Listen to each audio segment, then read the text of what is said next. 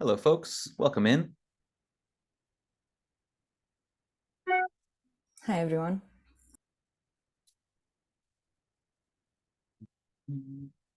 Got a bunch of early joiners today. It's fantastic. Everyone's hyped for this content. It's good to see. Feel free to pop in the chat your name, where you're joining from today, what sort of content you create, and just a little bit about yourself. It's always fun to see.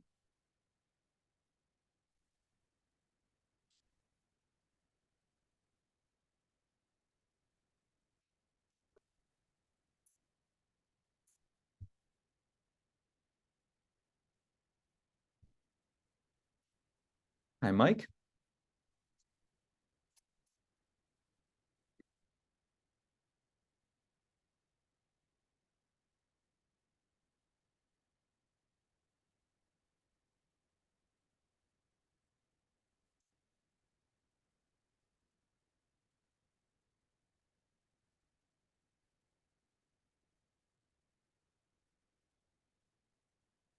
I'm always so impressed with how many different time zones we have represented on these calls. Takes some dedication. So shout out to everyone joining from across the world.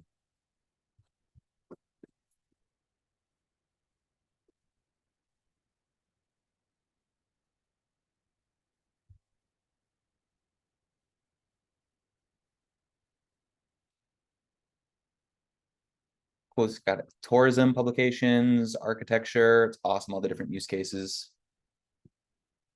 Magazines. It's great. We'll give it another minute before we start.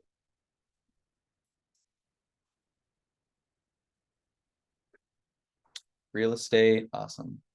A professional psychological association, super cool.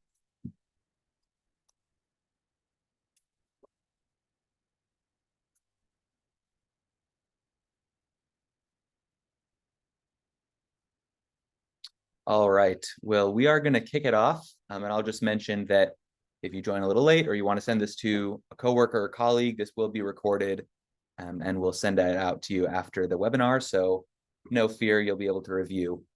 So welcome everyone to Cash In on Your Creativity, How to Sell Content with Issuu. Today we're going to dive into all things content monetization, kind of demystify that concept, and help you kind of walk away with some actionable insights that you can start, doing right after this call. So before we start, just some intros. My name is Talius. If you've been on another Issuu webinar, you've heard this many times, but I'm a demand marketing manager at Issuu. I'm from Chicago. I love coffee and I race bicycles in my spare time. And I'll let my colleagues who are joining me today introduce themselves as well. Go ahead, Eduardo. Eduardo's joining from CS. Hello, everyone. Good morning, good afternoon, or good night, depending on where you're joining us from. My name is Eduardo. I am a customer success manager. I was born and raised in Braga, Portugal. I am a frequent flyer as I love to travel and I love metal music. So I'm here to help you with Q&A today. I guess it's my turn. Hi, everyone. Thank you for being here. My name is Alina, and I handle pretty much everything related to promoting Issuu through content here. And as you can see, I wrote there some little fun facts about myself. I'm an amateur Lego builder. I recently picked it up again. I used to do it when I was little, and now I'm just finding enjoyment in it again. And I also collect a lot of notebooks, too many for my own good. That's me. Thank you both for joining. As Eduardo mentioned, he's going to be helping with all your questions, and Alina is going to be joining with her content marketing insights, perfect for this topic. So before we dive into the content, just some brief housekeeping. The chat and Q&A are both open below, so you should see that on your Zoom screen. So in the chat, please feel free to react, comment, introduce yourself. But if you have specific questions about the content we're covering or issue or something we haven't covered, please put that in the Q&A, because the webinar chat, as you can see already, gets pretty busy. So we may miss your question. So if you want us to answer your question, please put that in the Q&A below. As I mentioned briefly, the slides and the recording will be sent to you after our live presentation is done here. So if you registered or you're attending, you will get a copy of that you can then share with anyone you'd like. If there's another person in your company who is going to be using Issuu or uses Issuu, or you want to send this to, you can do that. So the majority, we're going to be talking about kind of the A to Z of content monetization, if you will, diving into some popular strategies for selling online, and then look at the Issuu capabilities that we have for content monetization. And we're going to end with a live Q&A. So during the session, Eduardo is going to be hopping into the Q&A and answering your questions live. And then we'll also have a live section at the end where we answer any questions we haven't already. So now let's dive into the topic we're going to be covering today, which is content monetization. So starting with kind of a really high level definition here, content monetization is the express route to converting creative output into money. So this can take a lot of different forms, a lot of different avenues, a lot of different content types, and a lot of different types of creators. So this is everything from an individual who is already, a content creator to a business that maybe has not put any effort into content creation so far and wants to get involved. So we're going to be talking about the full gamut today, and let's dive in. So this was a quote that I found when I was doing some research for this from Industrious Content, talking about how this individual hates the word monetize. Why? It's vague, it's overcomplicated, and worst of all, it's ubiquitous, particularly among tech companies and their VCs. So this is, a really common, I think, idea. This word monetize is a bit of a buzzword when it comes to marketing and tech, and you hear it all the time. And it's not really clear for, I think, the vast majority of us how exactly this works and how you can do it if you're not already, say, an influencer or a massively well-known publication. So our goal today is to change this. So to kind of help contextualize what content monetization means for people of all different industries and content types. So before we dive into kind of the application for the people on this call today, let's start with some context. And that starts with looking at traditional media and kind of historically what content monetization has looked like. So the channels for this kind of traditional media content are newspapers, magazines, television, and radio. So some of these are still very much important channels today for certain companies and certain industries. But these are more historically what's been used when it's come to content monetization, and it's shifted greatly over time. So the revenue from these channels came through advertising, subscriptions, and direct sales. But the downfall of these channels and these formats were the high production costs and limited audience reach for individual creators, because the majority of these channels were controlled by publishers and networks. So it didn't allow an individual who maybe didn't have connections with a large publishing house or an established organization to kind of break into the world of content monetization. So I'll encourage you now, just in the chat, if you want to, do you currently distribute content through any of these channels, or have you in the past and recently you've said, look, we need to switch up our strategy, we need to try something new. So feel free to, talk about your experience when it comes to these channels in the chat, which brings us to the modern trends of content monetization. And this essentially is the opposite of the last slide. So the empowerment of independent creators, small businesses, and hobbyists with the resources and tools to monetize their work. So there's been a lot of changes and shifts within the industries that allow a variety of different people to start monetizing their work. As well, we have the stat here: consumer spending on digital content is expected to reach $1.31 trillion by 2027 in the US alone. So not only are there more ways to monetize your content, but the appetite for people consuming content has kind of exponentially increased over time and will continue to do so. And we've kind of seen this reflected in the gig economy, so an increase in side hustle and freelance work. And this is kind of tied hand in hand with content monetization. So Alina, I'd like to ask you a question here. Based on your experience when it comes to content, what are some of the most popular platforms and channels for monetizing content today that you've seen? Yeah, so with content monetization being so highly democratized right now, anyone can start earning money off the work they produce. So it can be from blog posts, ebooks, videos, long form articles, and so on. And there's really a generous amount of platforms or channels to choose from these days. There are a couple that stood the test of time, like YouTube, Instagram, even WordPress for blogs. But in the last few years, we've seen an emergence of new and innovative platforms, and we know about TikTok. Most of you probably know about Medium, and it's also this fun new platform called Patreon. One great example of a trending form of content monetization is live streaming on Twitch, which is mostly used by gamers that simply play games for their own enjoyment and also for their audience's enjoyment. And through this, they generate revenue based on subscriptions, donations, and just the good old ads. I think that's cool what you mentioned when it comes to even like streaming on Twitch, because I think it, and we'll talk more about this later, but it speaks to the fact that whatever your niche is, there's going to be an audience for that that will enable you to kind of to monetize what you're passionate about and your brand. And a lot of those channels you mentioned as well, like Medium and Patreon, we'll touch on those a bit later as well. So now I'm actually going to launch a poll here. So to launch, that should be live now. That should also be on your Zoom menu. So feel free to just go ahead and answer that. It's just a quick 4 questions and will help us kind of see where people are at when it comes to what kind of industry you're in and what you're already doing when it comes to content monetization right now. So we're seeing already kind of a 50-50 split between the people on the call being a business or an individual creator. And we're seeing a lot of people on the call creating content, but are not already monetizing it, which is great that you're on this call. That's what we're going to chat about today. It's really cool to see. And then also the vast majority of you have not used Issue's digital sales feature, which we will discuss as well. So it's great that you're on today and you're going to learn a little bit more about that. All right, so feel free to keep answering the poll. I'll keep that open. We're just going to move on.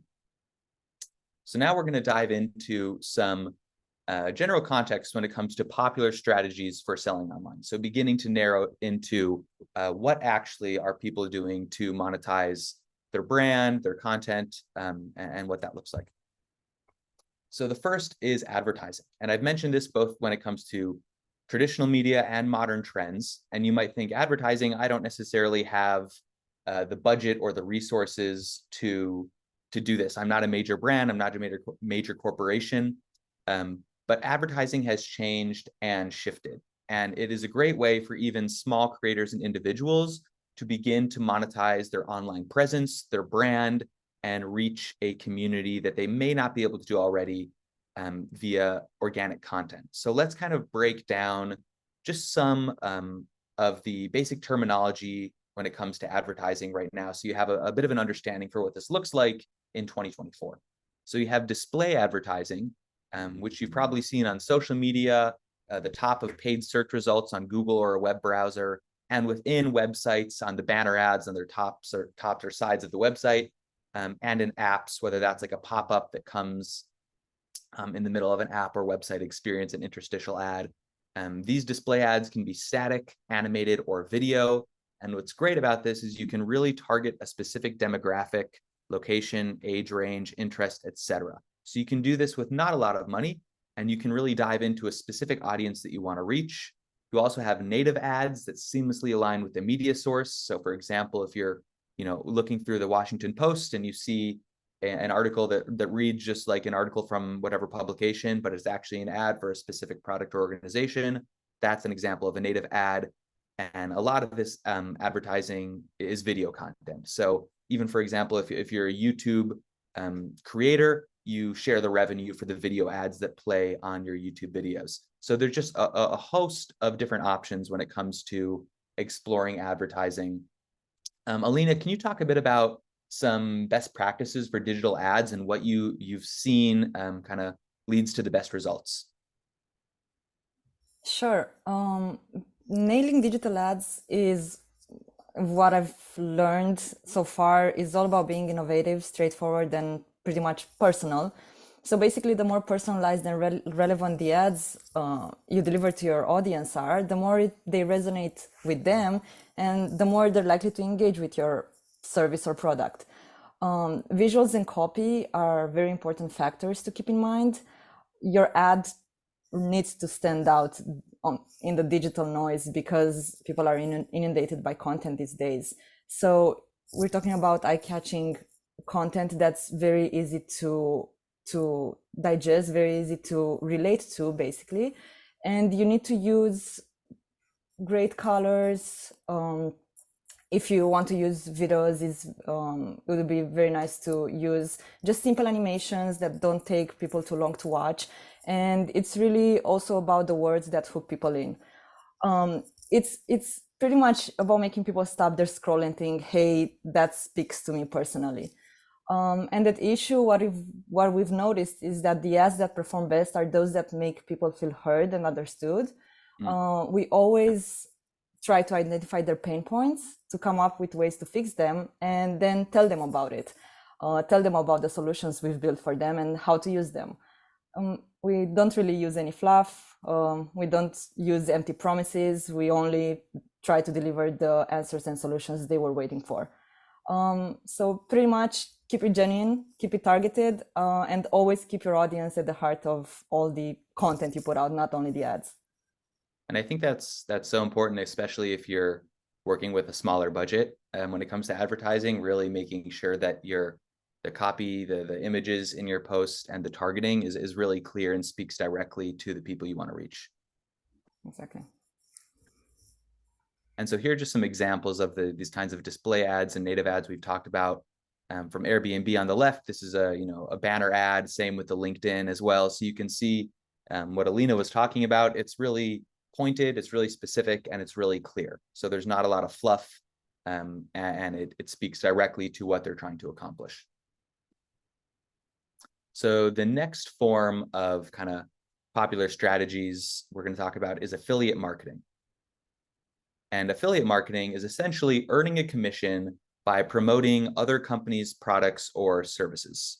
So it's often free to join an affiliate program, and it can be a great source of passive income. So it's a great way to leverage your own content creation strategy to begin making revenue. So if you're already producing content, or if you already have a dedicated audience, this is a great way to start essentially continue to make very similar content that you're already doing, and then just actively turning that into revenue. So what content can you produce that earns a commission? That can be on a website, a blog, social media, video, etc. So similar content to what we've talked about previously.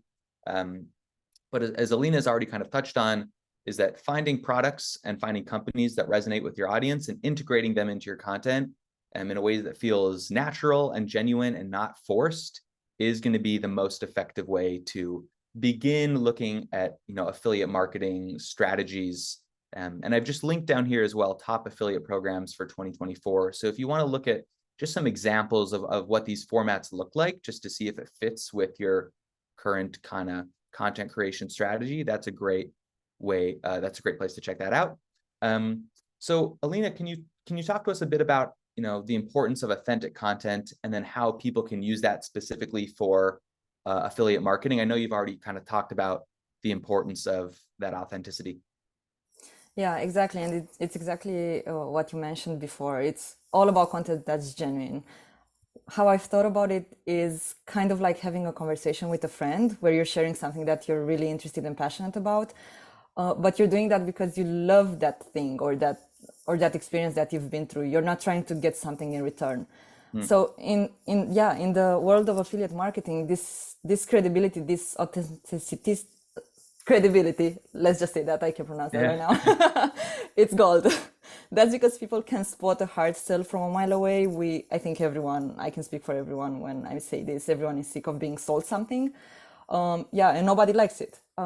So when people feel like they're getting advice from a friend, as I said in the analogy, they're more likely to listen, trust, and pretty much buy your product or the service that you're selling. That's how you also build genuine, true connection and trust with your audience. So how do you use authentic content in affiliate marketing? Well, that's what's most important, is to promote products that you truly believe in. And it would be nice if you have used them before as well. That would add to it. When you talk about it, share your real experiences. Think about what you loved about it. Think about what you hated. What could be improved even. And just keep it honest and personal. Yep, I think that's really important that when you're, looking to either become an affiliate or run an affiliate program, it's important that that connection between the brand and the affiliate is really natural. And then these people are actually advocates for your brand in real life. And then this is kind of a natural continuation of that. Yep. So moving on to the third form of monetization we have today is I'm seeing just some questions in the chat about problems with the link for the 2024 affiliate programs. If you that'll be sent around in the slides we sent out after. So that link, you won't be able to click on it now because we're just sharing the presentation, but you'll be able to click on that in the slides after. I hope that answers your questions. But moving on to sponsored content. So sponsored content is essentially creating content specifically for about a brand, or about a brand that pays you for collaboration. So this is different than an affiliate program in that with an affiliate program, it's essentially like I'm an affiliate and the number of people that purchase a product or service through my specific link, that's how that revenue is tracked. But with sponsored content, it's a brand reaching out to a creator saying, I think your audience is really valuable. I think your insights are really valuable. I'm going to pay you to, for a mention or a specific piece of content that references my brand. So that link to revenue isn't as direct, but it's another great way to begin monetizing your content, and is really most effective when a brand sees value in reaching the audience that you offer as a creator.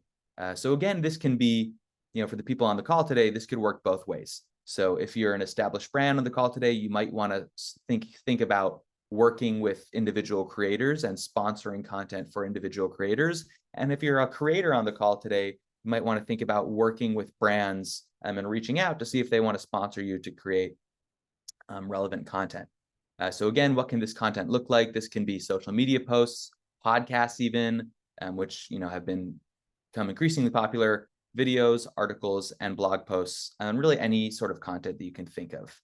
Again, what's most important here is alignment with your content's theme and audience's interests, because as Alina has mentioned, people will kind of see through if that link isn't there between what you're promoting and if it doesn't really make sense.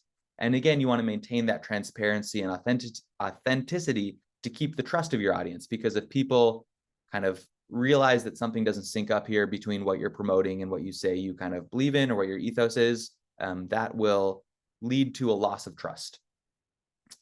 So Alina, what would you say is the difference between organic and sponsored content?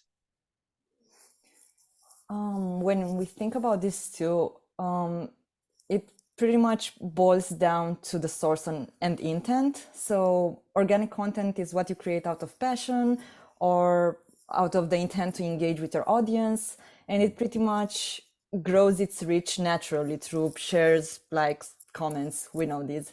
Again, it's genuine. It's coming straight from you, and it has no external influence. On the other side, sponsored content, it's paid for by a brand. They want to get their message out there. They want to get their product or service out there. But despite being paid, it should still feel personal, and it should still blend well with your organic posts. You should keep it transparent all the time, even if it's organic, even if it's paid. So yeah, to sum it up, organic content is driven by your own interests, and it grows organically, naturally. While sponsored content is a partnership with a brand. It aims to leverage your voice for promotion and also your reach, the reach you've achieved with your audience. Yet it should still resonate and feel authentic to your audience. Yep, I think that's what's important, is in some ways the sponsored content should aim to be as similar to your organic content as possible. And that's what makes it effective. Indeed. And so these are just some examples of sponsored content that we have done at Issuu. So we have worked with a variety of creators on YouTube. So the top is Angelo Montilla, and he's created a video that features Issuu, which has performed really well, and we've reached his audience of InDesign users. And in the past, we've worked with this Show It Better YouTube channel where they review architecture portfolios, and they use Issuu to Issuu is the platform that people use to submit their portfolios for this channel. So again, when the link between the sponsored content and what the content these creators are already creating is really natural, that's when it performs the best. So our last kind of strategy we're going to talk about today before we dive into how Issuu kind of fits into this whole world is subscription-based revenue models. So subscription models are increasingly popular, especially for creators or businesses who offer regular high-quality content. And I know even in the chat, a few of these channels have been mentioned already, like Patreon, Substack, YouTube Join, and even Issuu Digital Sales, which we'll talk about a bit later. But what's great about subscription-based models is it offers a regular revenue stream and cultivates a dedicated audience base. So if you are already creating content on a regular basis, this is a great way to continuously engage the same group of people in your audience who are interested in reading or watching or listening to whatever content you create. And again, there's an option here for every creator and every content type. So this doesn't just have to be for a specific industry or for a specific creator. So it really, whatever content you create, there's a way to kind of format that into a subscription-based model. So Alina, can you talk to us a little bit more about kind of this idea of subscription-based models? Yes, for sure. So subscription-based revenue models are what I'm calling them, like the modern day treasure chests for businesses and also for individual content creators. It's a revenue model in which customers pay, as you said, a weekly, monthly, or yearly fee in exchange for products or services. It's great. This type of content monetization is great because it allows you to leverage the relationship you've built with your audience, something that you've already touched upon. And I think that's a really easy way to make money out of content.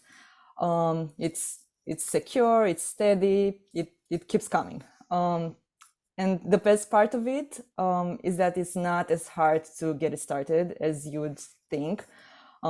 Because dipping your toes in something new, it's always scary and it's always intimidating. But this time that's not true for this one. Because Issuu makes it really easy. Telius will touch upon that a bit more. But yeah, Issuu, what's great about Issuu when it comes to this type of content monetization is that everything you make, all the money you make of your content is yours to keep. It doesn't take any commission fees like other big platforms we know. So yeah, Telius, if you can just talk about that later on. Everyone, you'll see what I mean. About exactly like part, yeah. Alina mentioned, Issuu Digital Sales is kind of the Issuu tool that provides all creators on our platform to sell their content, digital content securely and commission free, which means that Issuu handles all of the logistics and the sales of your content, and then we don't take any of the revenue. So that goes directly to you. I noticed, still looking at this poll here, the vast majority of you have not used Issuu Digital Sales, but I know quite a few of you are Issuu users. So if you are currently publishing on Issuu, this is a great way to kind of enhance your use of the Issuu platform in a way you might not have realized before. And if you are looking to monetize your content and you're not an Issuu user, this is just another incentive to kind of start that journey with Issuu. So let's dive a little bit more into this tool. Essentially, this Issuu Digital Sales allows you to distribute and sell all of your Issuu content and automatically monetize your publication. So what that means is any and all of the content you have published on Issuu, you can sell for free. Essentially, we don't take any commission. You set the price, you set whether or not it's a single issue or a subscription, and those transactions are handled securely through Stripe, which is just kind of that payment platform we use. We accept, or the digital sales platform accepts payments from major credit cards and a variety of currencies. So you can, I know we have people from all over the world on this call, and everyone in the world can use this tool. And it's just one more way to streamline your entire content monetization process. So I know even just in past webinars, we've talked a lot about how to streamline that content creation flow from, ideating to copywriting to hosting it on Issuu and distributing it. And this is kind of the next step, which is actually monetizing that content directly through Issuu. So before we go into the product itself, I wanted to show a few examples of people, of issue users that are already doing this. So the first is Gear Patrol magazine. This is a really well-known publication that you may already know. The content is produced entirely in-house by their team of creators, and they have 2 editions each year, biannual editions of Gear Patrol. So what is this content? It rounds up seasonal trends, expert buying advice, maker profiles, and it's really, really high quality content. So I will show you that here. So this is what it'll look like. Let's say I'm interested in buying this edition of Gear Patrol magazine. As you can see on the top left here, this is the price. So this is the price that Gear Patrol has listed, $5.99. And then what's really cool about our feature is, look, you're scrolling through this magazine and you can actually read the first number of pages of this content. So you can see on the bottom left-hand here, you can read all the way up to page 35. And then when I go to the next page, that's when I have to pay that $5.99 to keep reading. And this is a setting that you can set on your end. In Issuu, you can select how many pages are available to read for free. So that's a really cool feature that I like to point out. There's another example here. This is Interior Design Magazine, an industry-leading design publication. So they, create both physical and digital copies of these publications, and they have 78 editions published on Issuu. And what I think is really cool about this specific use case, we'll pop over here as well. This is their Issuu profile. As you can see, the majority of their content, indicated by this little price sign at the bottom here, is set, via Issuu digital sales that you have to pay to read it. But they do have some really interesting publications. For example, their, interior design, best in design, 2022, 2023, etc. This is a 216-page flip book on Issuu that's really high quality. And I think it's important to note that you don't have to make everything for sale on your Issuu content. So you can have some free content like this that's really engaging and that incentivizes people to go ahead and purchase the content that you have set for sale. So that's Interior Design Magazine.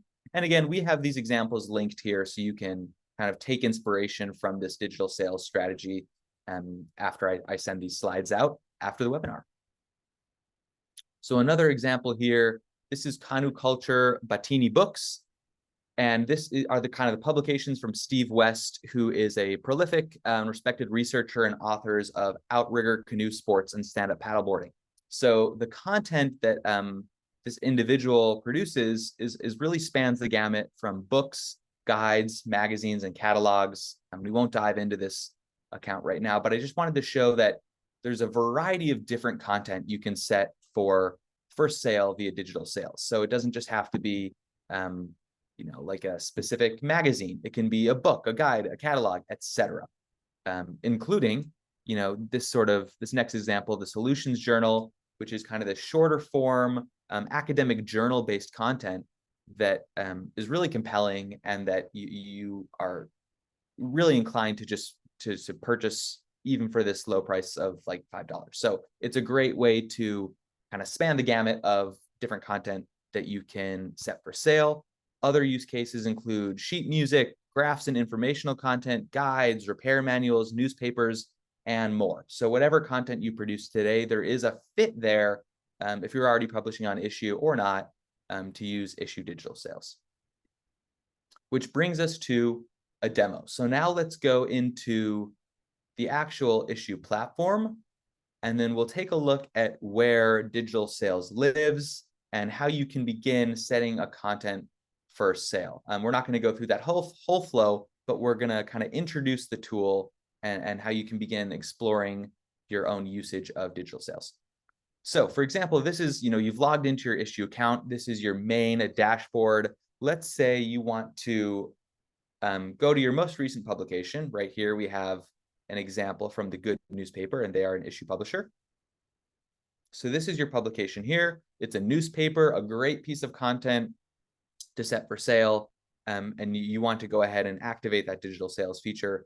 You will find that on the left-hand side here, where you can do everything from adding links and video to creating additional media to looking at statistics. That last option here is going to be to sell content. So it's a really easy process. You just go to selling right here, and you then simply just click make available for purchase, and then select a unit price. Make available for purchase, good. And then select a unit price and the currency, and then that will be automatically published to sale. The only thing you're going to have to do, which again, we won't do this on the call today, is connect to your Stripe account. So setting up a Stripe account only takes a few minutes, and then you're just going to connect it to your Issuu account, and then you're ready to go. And so you've, in literally, what was that, a minute and a half, been able to monetize the content you're already producing. So you can do this with content you've already had, existing on Issuu for years. You can go back and add the and mark those publications for sale, or you can do this for specific publications going forward. So it's a really easy way to automatically set this content and set it for sale. And so I'll also show here, if we go back, digital sales also has a full menu on the left-hand side of your homepage here. So go ahead, go to digital sales, and you can go to overview, and then you can go ahead to start selling your content, and looking at subscriptions as well. So you can set multiple publications to be available for sale, so that every time you publish a new publication, it becomes available to read. And so while we're here in the Issuu platform, I know as a short demo, because it's such a streamlined feature, you can just go ahead and go into whatever publication you want and quickly mark it for sale. But I also wanted to showcase the statistics feature here, which is a really good way to track the success of this publication. So once you've marked it for sale, you can then go ahead and share it however you normally would. So, I just see a question here in the Q&A. How do you get people to purchase your book? You can go ahead and share this however you normally would. So you can share this on your website. You can share this via an email, via a direct link. So I'll actually go ahead and show an example here as well. If you're in the specific publication that you've marked for sale, you can then go into share, and you can send this, however you want to. So you can embed this on your own website using our Issuu embed feature. You can generate a QR code if you want to share that. Let's say just could have this on your phone even, and people could scan it in the real world. Takes you directly to that publication. You could share a full screen reader link. So we have a variety of ways at Issuu to actually share that publication, and it works exactly the same for publications you have set for sale and not set for sale. So that's an easy way to share the publication. And then once you've shared it, we're going to go back home here, and you can actually go into our statistics feature and track the success of that content. So we'll go into a publication that I know as a good example here. So go ahead and select the publication you want to view the stats for. The reason I'm not viewing the stats for the publication I just showed is because I just published it and it doesn't have stats. But we'll take a look at this publication here as an example, and you can go in and actually see the number of reads, the number of downloads, the average read time, and clicks, which is a great way to see how successful this content is performing. So if you see a piece of content that you weren't necessarily going to monetize, but you're seeing the number of impressions is off the charts, or the number of engagements are off the charts, that may be something that you want to set up for sale on digital sales, because it's going to be a popular piece of content to monetize. So it's a great way to be able to not only see how your monetized content is performing, but see whether or not you should start monetizing a piece of content you have set for sale on Issuu. What I love about our statistics feature is you can also go down and see the number of specific links that have impressions and clicks and what pages they're on. You can go down and see impressions and reads and read time per specific page. And then even looking at items such as reading devices, sources, so how did people find your content, and global location, how are people, or where are people reading your content. So that is a brief overview of Issuu digital sales and our statistics feature. I'll show you just as a reminder again, when you're in your Issuu home, you can select any piece of content here and then simply mark it for sale on the left-hand side. So it's that $ symbol, just look for that, and then you can go ahead and mark that piece of content for sale. It's not loading right now, but it's a really easy way to begin kind of your content monetization journey. So I know we talked a lot today about the different ways to monetize your content, and different channels and different platforms, and Issuu is just one of them. But if you are already an Issuu creator, or if you're someone creating really thoughtful long form content, which I know a lot of you are, this is definitely the easiest way to begin monetizing that content you're already sharing. And that wraps up kind of our discussion today, looking at both historical trends when it comes to monetizing content, then looking at some of those specific ways people do that now, whether that's advertising, affiliate marketing, sponsored content, subscription-based revenue models, which brought us into Issuu, and how you can set an individual subscription, an individual publication, or a subscription for your Issuu content. And now we have some time for a Q&A at the end. I know we have quite a few questions here. Eduardo, any questions that you want to send our way that we can chat about live? Yes, Talius. I was just looking at Audrey's question. She's asking if you can offer codes for people to get a publication for free. And I was about to let her know that this is part of the digital sales tool. Do you want to elaborate a little bit on that? Yeah, that's a really great call out. And exactly like you said, you can set specific codes to get that publication for free. I don't know, Eduardo, do you actually have any more details on that I don't have? Sure, I can assist you with that. You can actually create some codes that you can send out for free to any of your readers. You just have to generate this code and distribute it following the instructions you will find on the platform. This could be a code for an individual issue or for a whole subscription. So it's up to you. You can freely control how you provide this access to your readers, but it is definitely a part of the digital sales tool, so it's included. Great, thanks. Yeah, I think that's a good question as well, because even if you set something for sale, you may want some people to be able to still have access to this publication. So it's a great offering of our feature there. I was just looking at other questions, Talius, just to see if there is something that we can quickly address during this Q&A time. I was getting, hold on, I was seeing a question about statistics, which is something that we didn't go into with a lot of detail today, but I think it's always worth mentioning that statistics, they cover all the publications that you want to offer through digital sales. And this question from Shane actually was about the statistics covering publications that are embedded on your own website as well. And yes, that does happen. Statistics include publications that are embedded, publications that are read on issuu.com. They can also give you an overview of what kind of devices your customers are using, the geographical distribution of your readers, so everything is included. Yep, and as you mentioned, we didn't have the time to do a super in-depth review of our stats feature, but there's a lot there, like you can download the report, you can view it for a specific time frame. So there's definitely some stuff we didn't cover today. So go ahead and play around in the platform there to explore that.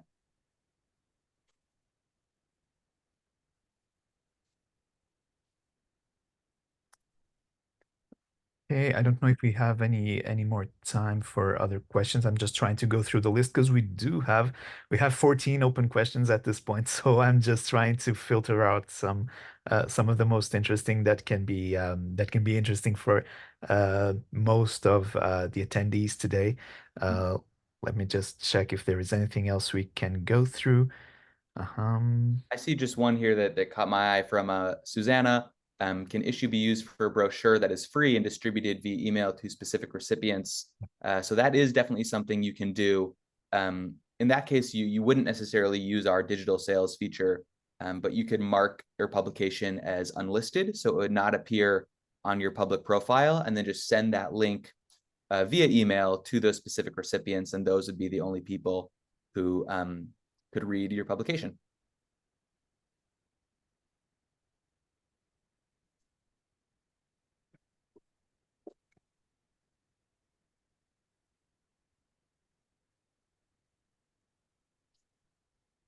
And oh, go ahead. Yeah, sorry, Taldis. I was just going to mention that there is this seems to be a recurring question about needing an account, an issue account to access publications with a free code.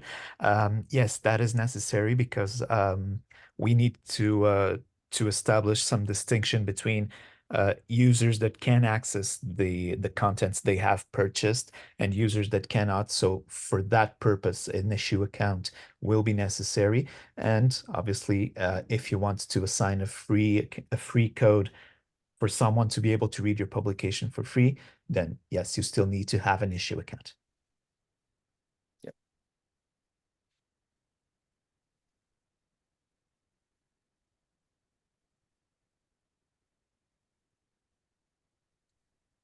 I am also seeing a question from Lon. What's the difference between impressions and clicks? And I can answer that. Impressions are the total number of times your content is displayed. So as many times as people have viewed your content. And clicks show you which links people are interacting with. So which links they actually clicked on. Yep, good call. Yep, thanks. Yep, I'm seeing another question about stats here. So wherever you post your publications, let's say that's Facebook or a social channel, and then people go to read that publication from whatever channel they click on it, that will all show up in stats. So it's based on the publication itself, the reads and the impressions, and not the channel where it's distributed. And I know we still have a few open here, which may be better answered. After the webinar, we can reach out to you via email with some specifics. But that is all for today. I know we do have some comments here, and if we haven't been able to cover your question live, we will send you an email and chat with you about that after the call today. But I appreciate everyone and the engagement and all the different content types we've learned about today. I hope this was informative, and please feel free to reach out if you have a question that comes up that you didn't ask today. So feel free to email webinars@issuu.com, and that'll go directly to me. And also big thank you to Alina and Eduardo. Alina, for your very helpful insights from the world of content marketing, and Eduardo for helping us answer those questions. So thanks again, everyone, for joining today, and stay tuned for future Issuu webinars. Thanks. Bye, everyone. Thank you so much for having me and for joining. Thank you, everyone. Bye. Bye-bye.